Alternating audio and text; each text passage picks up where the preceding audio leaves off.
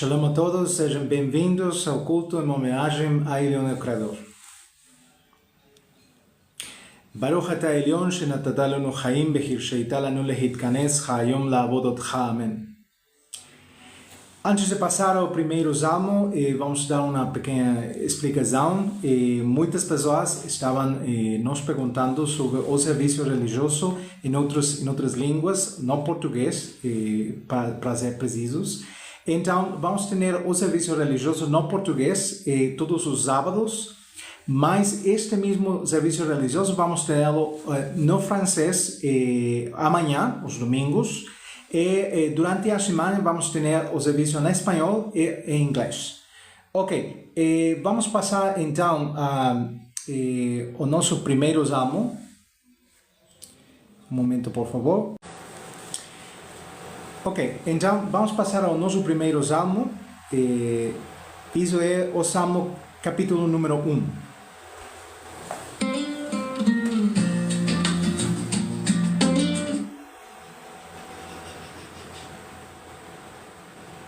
Uma desculpa.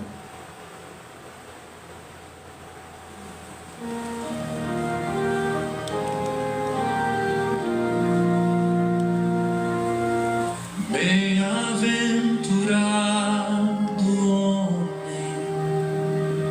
que não segue o passo do perverso, não se assenta entre zombadores, nem se prende ao vão conselho. Antes encontra o seu prazer na santa lei do Deus eterno, dia e noite a meditar.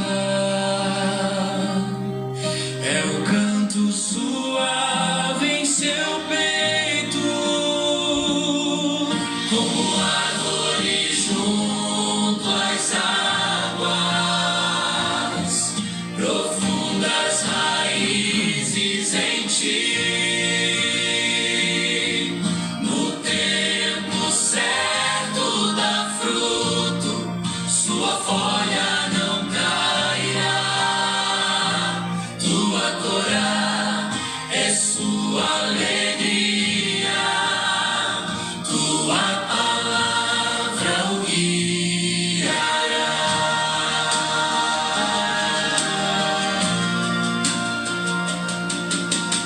Não assim serão os ímpios, como palha ao sopro do vento.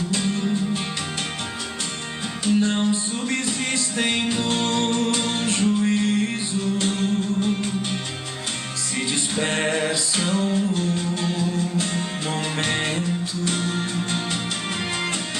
Pois o Senhor conhece bem o caminhar dos que são seus, mas o caminho dos rebeldes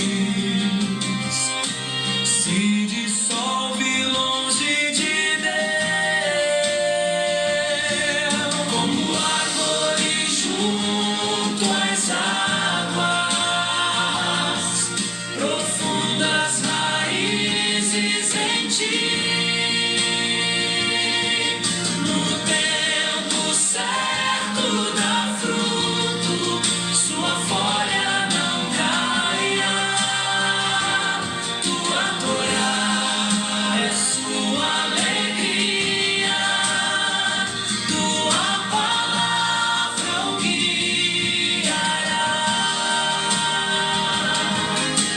Fixa em ti o coração, lava os passos, firma o chão.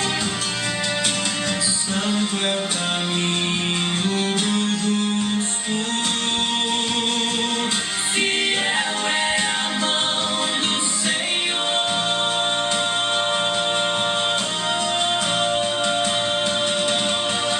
Como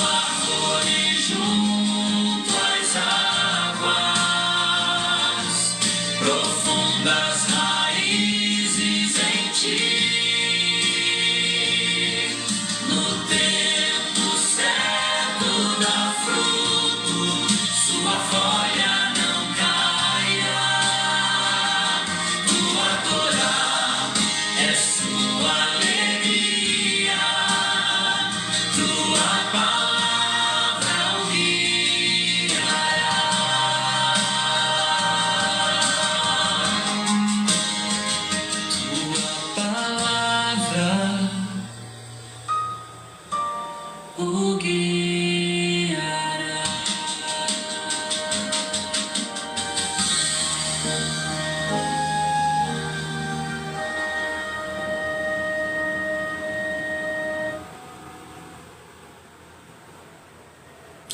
Shema Israel, Elion Eloheinu, Elion Echad. Agora vamos passar à declaração de fé viunita. Todo viunita deve de lembrar destas lembranças. Número 1, somente El Elion, o Deus Altíssimo, deve ser adorado.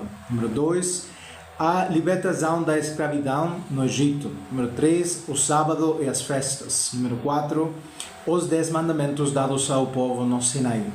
Número 5, que a Mikra, a Bíblia é sagrada. Número 6, que El Elion punirá e recompensará aqueles que merecem no futuro. E número 7, que a redenção virá quando chegar o tempo determinado por ele. Vamos passar agora ao nosso segundo salmo deste serviço religioso. Este segundo salmo é o salmo capítulo número 2.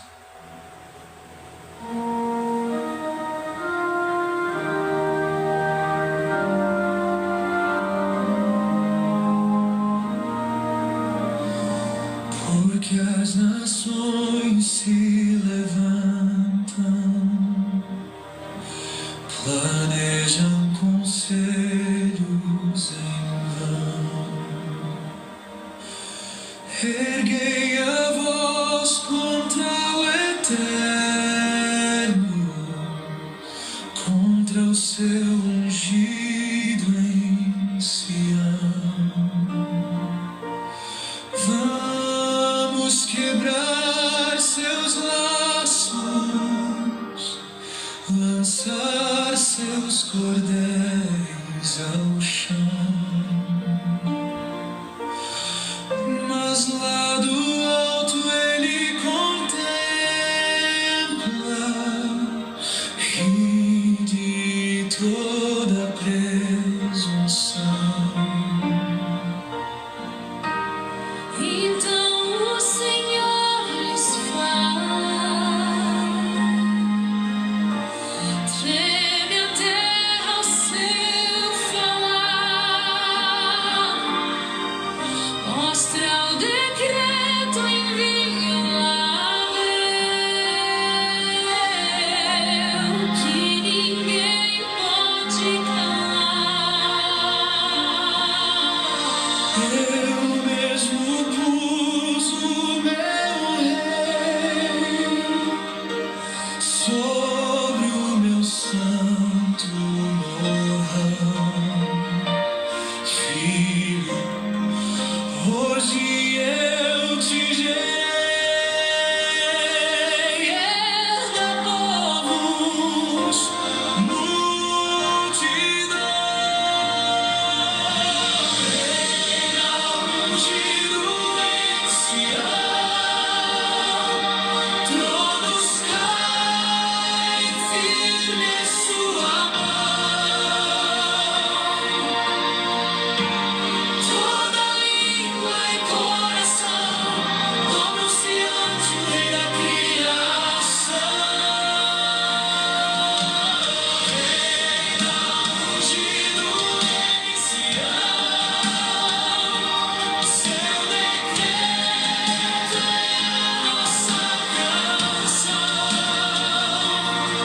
Servir ao Senhor com temor, beijar o Filho,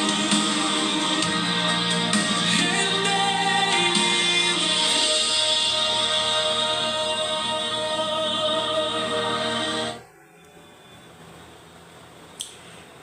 Passamos agora à mirada de abertura.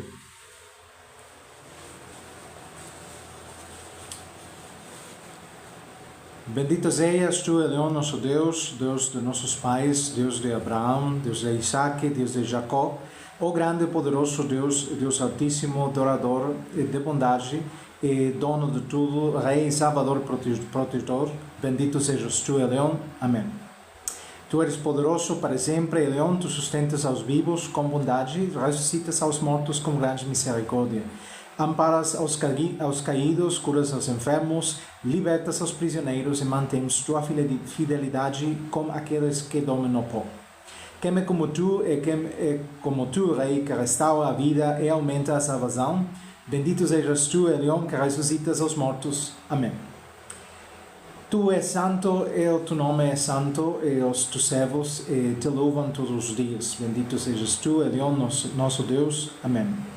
Concede-nos sabedoria, Elión, nosso Deus, para conhecermos os teus caminhos e dá-nos entendimento para conhecermos a tua vontade. Amém. Reconduz-nos, nosso Pai, a tua Torá e aproxima-nos, nosso Rei, do teu serviço. Traz-nos de volta a ti com completo arrependimento. Amém. Perdoa-nos, nosso Pai, porque pecamos, absolve-nos, nosso Rei, porque transgredimos. Bendito sejas tu, porque perdoas abundantemente. Amém. Olha para a nossa aflição e toma a nossa causa e redime-nos rapidamente por amor do teu nome. Bendito sejas tu, Elión, nosso Redentor. Amém. Volta-te para nós, Elión, e seremos curados. Olha para nós e seremos salvos, pois tu és o nosso louvor. Concede a cura perfeita a todas as nossas feridas. Bendito sejas tu, Elión, que curas todos os enfermos. Amém. Abençoa-nos, Elión, nosso Deus, em todo o trabalho de nossas mãos. E faça prosperar o nosso ano com boas colheitas. E bendito sejas tu, Elión, que abençoas os anos. Amém. Bendito sejas tu, Elión, nosso Deus, pois nos ordenaste ler a Mikra. Amém.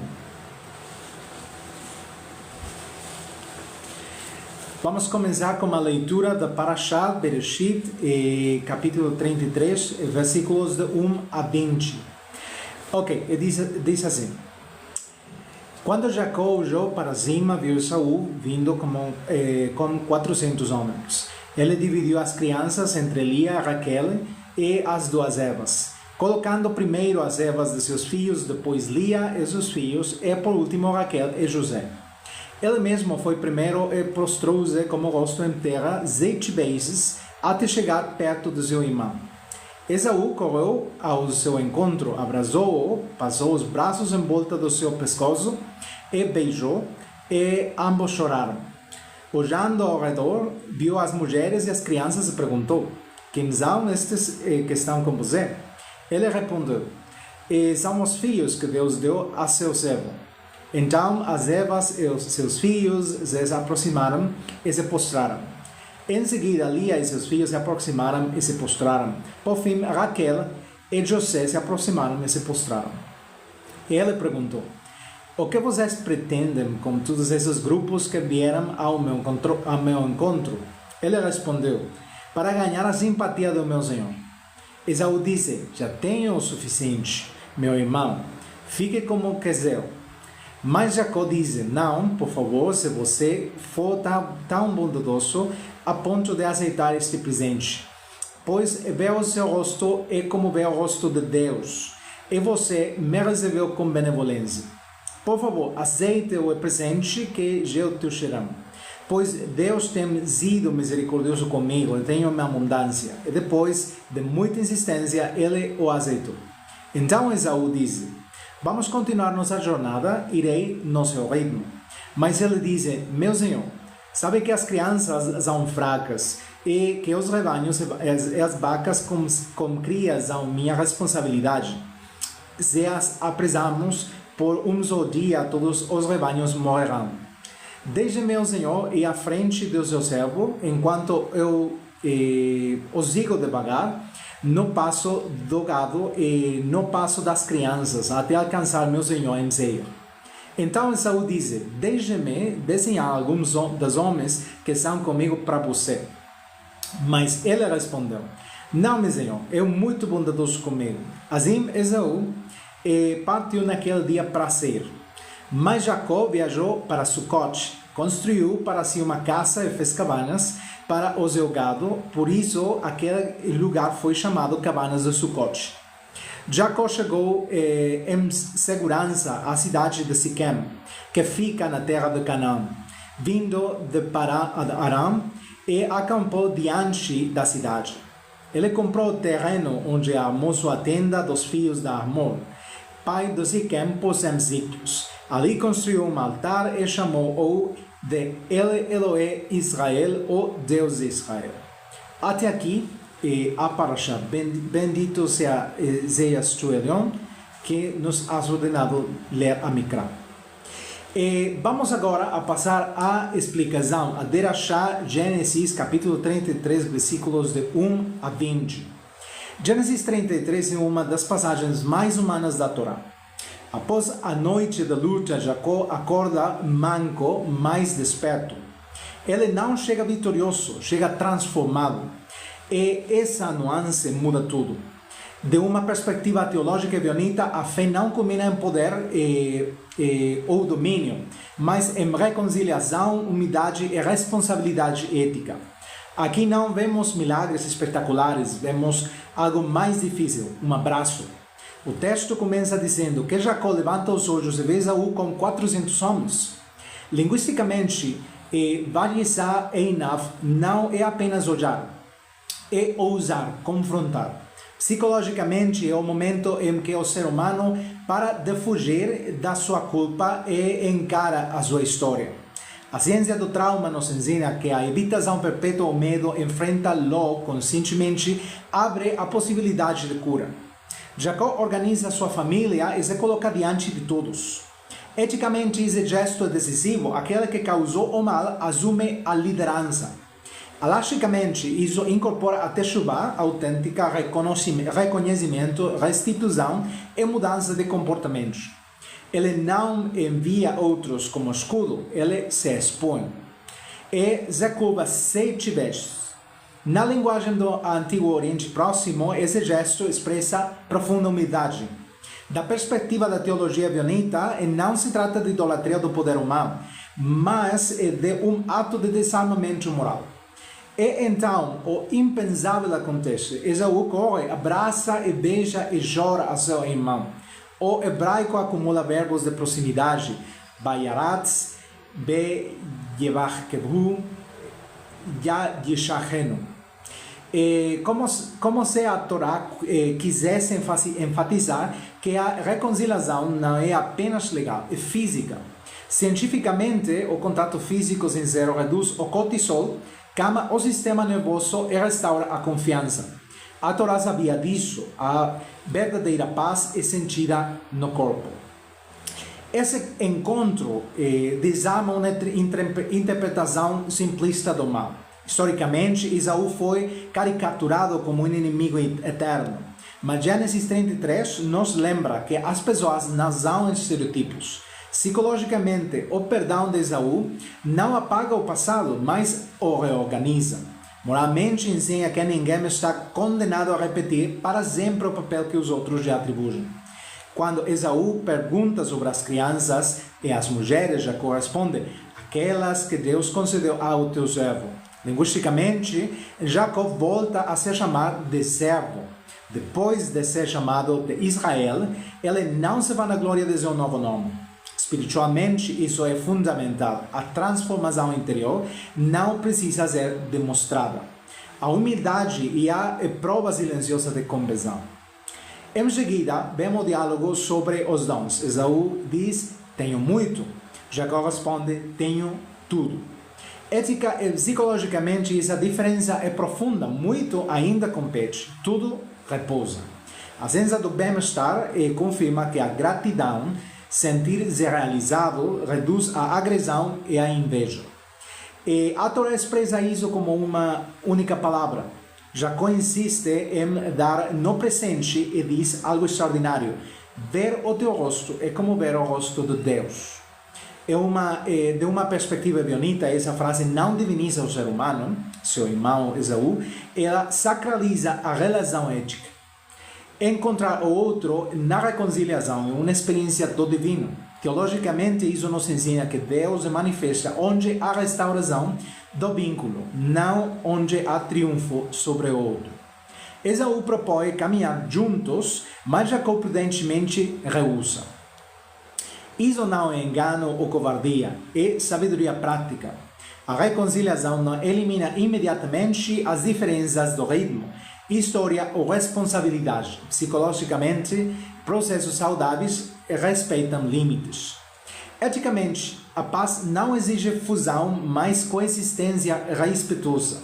Finalmente, Jacó chega a Siquém, compra um terreno e constrói um altar chamado El Elohe Israel. Historicamente, isso simboliza o enraizamento. Jacó deixa de ser um fugitivo. Linguisticamente, o altar não celebra Jacó, mas Deus que o acompanha em sua jornada. Halaticamente, construir um altar é dar um testemunho público da gratidão e compromisso. Amigos, Gênesis 33 nos ensina que a fé madura não busca esmagar o adversário, mas restaurar o vínculo, que a justiça nem sempre se expressa em julgamentos, mas em abraços, e que a espiritualidade autêntica se reconhece quando o passado deixa de governar o presente. Que possamos aprender a erguer os olhos, a nos curvar sem nos humilharmos, a oferecer sincera reparação e a ver o rosto do outro, mesmo daquele que nos feriu, um reflexo de Deus que ama a vida. Ken Yehi Ratzon. Até aqui, a primeira parashá e derashá, a explicação que nós temos para hoje, e vamos passar ao nosso terceiro salmo. Isso é Salmo capítulo 3.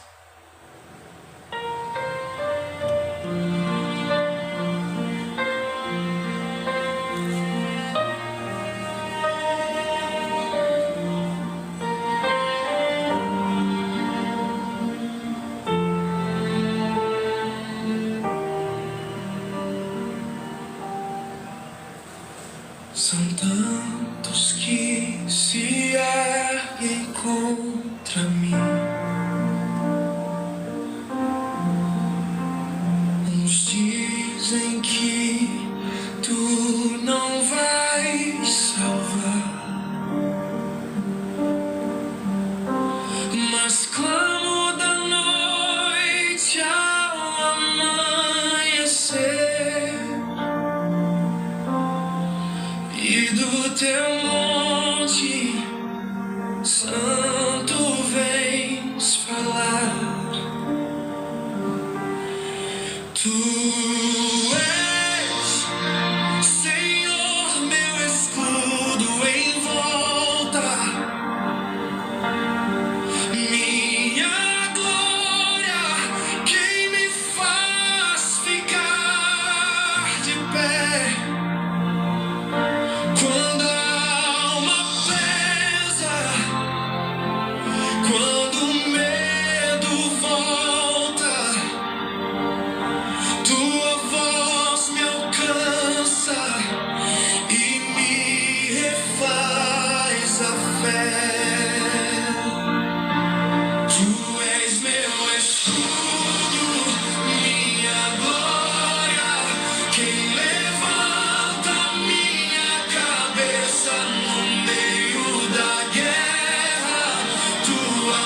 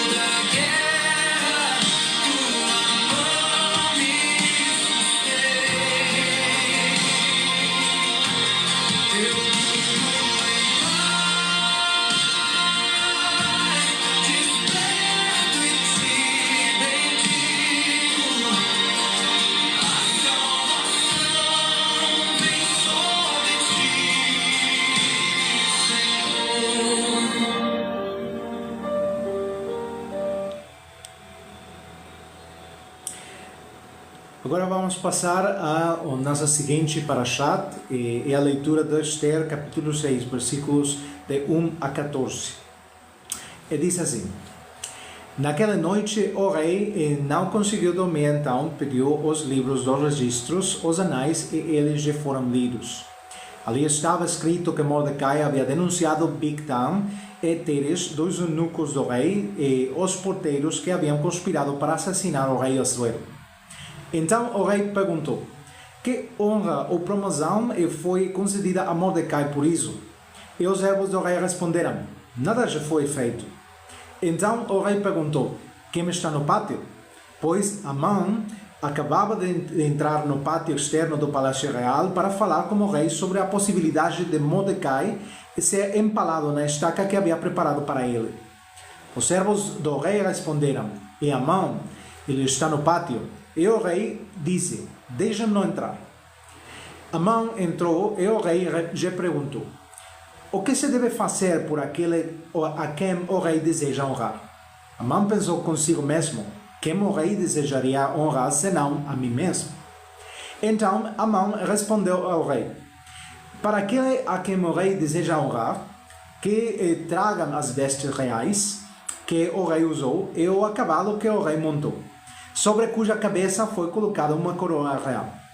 E que encomendem as vestes e o cavalo um dos servos mais nobres do rei, depois que vistam aquele a quem o rei deseja honrar, e façam desfilar a cavalo pela praça da cidade, e proclamando diante dele: assim se faz por aquele a quem o rei deseja honrar. Então o rei diz a Amã: depressa, pegue as vestes e o cavalo, como você disse, e faça isso por Mordecai, o judeu, que está sentado à porta do rei. Não omita nada do que você propôs. Então Amã pegou a túnica, o cavalo, vestiu Mordecai e o levou pela praça da cidade, proclamando diante dele: assim se faz ao homem a quem o rei deseja honrar. Depois Mordecai voltou para o portão do rei, enquanto Amã correu para casa, com a cabeça coberta em sinal de luto. Ali Amã encontrou a Ceres, sua esposa, e a todos seus amigos, tudo o que já havia acontecido. Então os conselheiros e sua esposa já disseram: se Mordecai, diante de quem você começou a cair, é de origem judaica, você não prevalecerá contra ele. Na verdade, você cairá em desgraça diante dele. Enquanto ainda conversavam com ele, os eunucos do rei começaram a chegaram e levaram Amã apressadamente para o banquete que Esther havia preparado. Derashá. A explicação desta leitura, a Derashá de Esther, capítulo 6, versículos de 1 a 14. Esther 6 começa com uma frase aparentemente simples, mais profunda. Naquela noite, o rei não conseguiu dormir. A Megilá Esther, não menciona Deus explicitamente, mas de uma perspectiva teológica evionita, podemos ler os silêncios do texto. Quando o poder não consegue dormir, a consciência começa a despertar. Não há milagres espetaculares, há insônia. E essa insônia impulsiona a história. Historicamente, o rei Assuero representa um poder vasto, porém frágil. Ele governa províncias, mas não governa seu próprio interior. Psicologicamente, a insônia é um sintoma de profunda inquietação, algo permanece sem solução. A ciência moderna confirma isso quando a mente percebe dissonância moral ou uma ameaça à sua ordem interna, ou o repouso é interrompido. A Torá expressa isso narrativamente. O poder sem justiça não pode descansar. O rei ordena que o livro da lembrança seja trazido. Linguisticamente, o texto usa o livro da lembrança. Não se trata apenas de um arquivo, é uma memória institucional. Eticamente, isso é crucial. Uma sociedade justa se lembra daqueles que agiram com retidão, mesmo quando ninguém os viu. A leitura revela que Mordecai salvou a vida do rei e não recebeu nenhuma recompensa. Alagicamente, um princípio profundo emerge aqui. Não deixe as boas ações sem reconhecimento, pois a ingratidão corrompe a ordem moral. De uma perspectiva evionita, Mordecai personifica o justo silencioso. Ele não busca poder, não exige recompensa, nem se autopromove. Psicologicamente, este tipo de integridade é estável, não depende da aprovação externa. Cientificamente, sabemos que as motivações intrínsecas geram maior coerência e bem-estar do que a busca constante do status. Então, o rei pergunta: quem está no pátio? E descobre-se que é Amã. Aqui a Megillah Esther desmonta uma ironia magistral. Linguisticamente, Amã entra justamente quando se decide honrar a um homem justo. E moralmente, o mal muitas vezes parece convencido de que o mundo gira a seu redor. Amã vem pedir a morte de Mordecai. O rei pede seu conselho sobre como honrá-lo. O orgulho sempre interpreta a realidade a partir da perspectiva do próprio ego. Quando o rei pergunta o que deve ser feito pelo homem que o rei deseja honrar, o texto diz: e Amã diz em seu coração: a quem o rei desejaria honrar senão a mim mesmo? Psicologicamente, este é o cerne do narcisismo. E a incapacidade de conceber um bem que não tenha o próprio ego como centro. Eticamente, aqui aprendemos que uma injustiça surge não apenas da maldade ativa, mas também da autorreferencialidade extrema. Amã propõe símbolos da realeza, vestes, um cavalo, uma coroa. Historicamente, esses são sinais do poder imperial. De uma perspectiva evionita, o contraste é gritante. Amã imagina a honra como exaltação. Deus, em sua silenciosa providência, define a honra como reconhecimento da justiça. Mais tarde, a Halachá nos lembrará que a verdadeira kavod, retidão, não é fabricada, mas conquistada. A conclusão da narrativa é precisa: faça miso a Mordecai, o judeu. Linguisticamente, o texto não omite sua identidade. Mordecai não é honrado apesar de ser judeu, mas sim por ser judeu. Moralmente, trata-se de uma restauração da dignidade do desprezado. Psicologicamente, é uma inversão radical. Aquele que queria apagar o outro agora deve proclamar sua honra. Amã deste Mordecai coloca-o no cavalo e proclama sua honra para toda a cidade. Cientificamente, o corpo sabe quando experimenta uma contradição. A humilhação pública de Amã não é apenas social, é somática. O texto diz que ele então sai apressadamente cobrindo a cabeça. A linguagem corporal revela a derrota antes mesmo da sentença ser pronunciada. As mentiras não resistem a um escrutínio prolongado. Mordecai, por outro lado, retorna ao portão do rei. Ele não se apega ao momento. Do ponto de vista ético, este detalhe é fundamental. Os justos não se embriagam com a honra. Psicologicamente, aqueles que uma identidade sólida não precisam prolongar a validação. Da perspectiva da teologia evionita, esta é uma crítica direta ao messianismo triunfalista. O justo serve, não se exalta. O capítulo se encerra com as palavras dos sábios e de Zeres, esposa de Amã. Se Mordecai diante de quem você começou a cair é de linhagem judaica, você não prevalecerá. Historicamente, até mesmo os pagãos reconhecem aqui um padrão moral do universo. Cientificamente, poderíamos chamá-lo de casualidade ética, mas baseados na injustiça desmoronam por dentro. A Torá apresenta como sabedoria narrativa.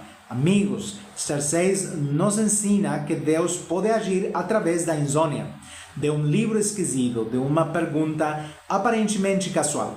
Lembra-nos que a justiça pode ser tardia, mas não se desvia, e que o orgulho se constrói rapidamente, mas desmorona silenciosamente. Que a verdadeira honra não é imposta, mas revelada. Que possamos aprender com Mordecai a servir sem exigir, como o rei a ouvir a memória e, em contraste com Amã, a reconhecer que um ego descontrolado sempre acaba carregando o peso da sua própria ruína. Que o Eterno nos conceda dormir em paz, pois caminhamos em retidão. Ken Rehi Yehi Ratzon.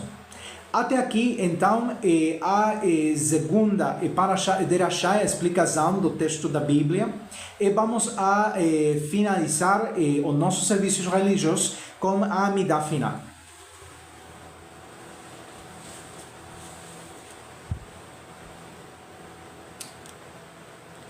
Toca o grande shofar pela nossa liberdade e reúne nossos irmãos dos confins da terra. Bendito sejas tu, Elion, que reúnes os dispersos, tus servos dentre os povos de todas as nações. Amém. Restaura nossos juízes como no princípio e nossos conselheiros como no princípio. Bendito sejas tu, Elion, Rei que ama a justiça. Amém. Que não haja esperança nem prosperidade para os impíos. Bendito sejas tu, Elion, que destróis os inimigos e esmagas os opressores. Amém. Que a tua misericórdia esteja sobre os justos, sobre os devotos, sobre os filhos de Israel e sobre os arrependidos. Bendito sejas tu, Elion, que és o amparo e confiança dos justos. Amém. Estabelece o teu glorioso reino em nossos dias e traz paz a todo o mundo. Bendito sejas tu, Elion, que reconstrói e renova o mundo. Amém. Ouve a nossa voz, Elion, nosso Deus, e tem misericórdia de nós e aceita a nossa oração. Bendito sejas tu, Elion, que ouves as orações. Amém. Damos-te graças, Elion, pois tu és o nosso Deus, o Deus de nossos antepassados. Pela tua bondade existimos, pelas tuas maravilhas cada dia. Bendito sejas tu, Elion, mais gracioso. Amém. Concede paz, bem-estar, benção, graça e misericórdia sobre nós e toda a humanidade. Bendito sejas tu, Elion, que abençoas a todos com paz. Amém. Vamos agora ao nosso salmo final, é o salmo capítulo 4.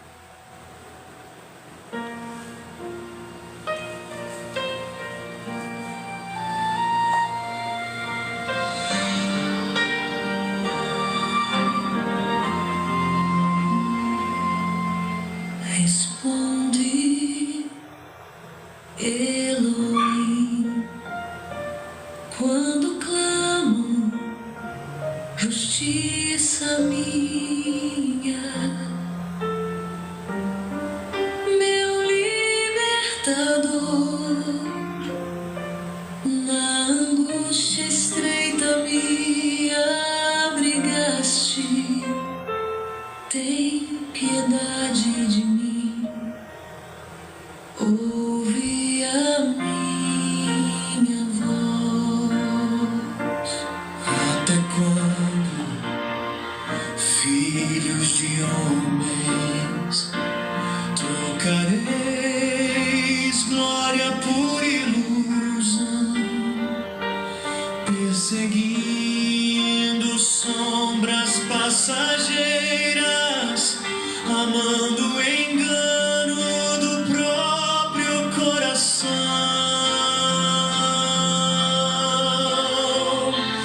Faz brilhar sobre nós a luz do teu rosto, Senhor, mais que trigo, vinho e ouro, tua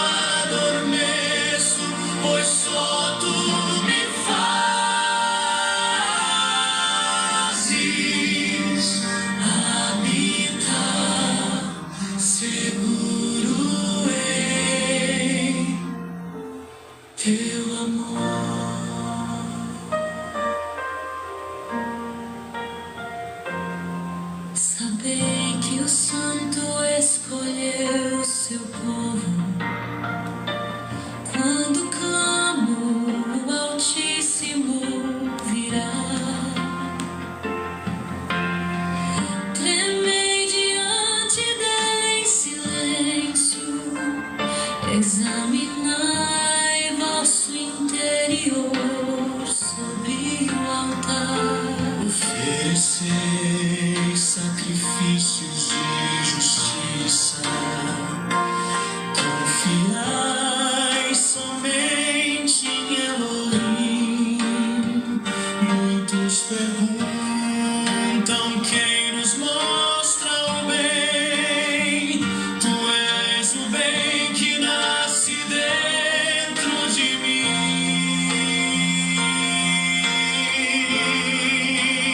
Faz brilhar sobre nós a luz do teu rosto, Senhor.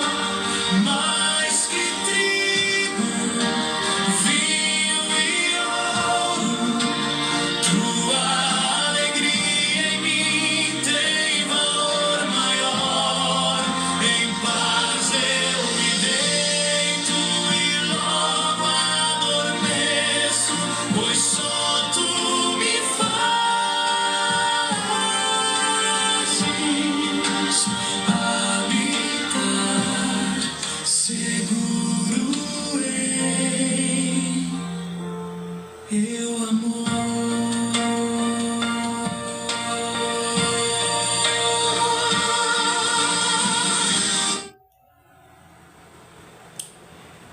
Passamos agora à benção final. Ó Senhor, perdoa os nossos pecados, guia-nos nos teus caminhos e fortalece os teus servos. Seja feita a tua vontade, assim a terra como no céu. Amém. Eliom yevarech veyeshmor etchem kulchem, yair Eliom panav alechem bichunechem, yizah Eliom alechem tzilo veyitem lachem shalom. Amém. Muito obrigado por se juntar a nós neste serviço religioso para a leitura da Parashá. Lembramos que o próximo Rosh Chodesh Adar será em 17 de fevereiro de 2026.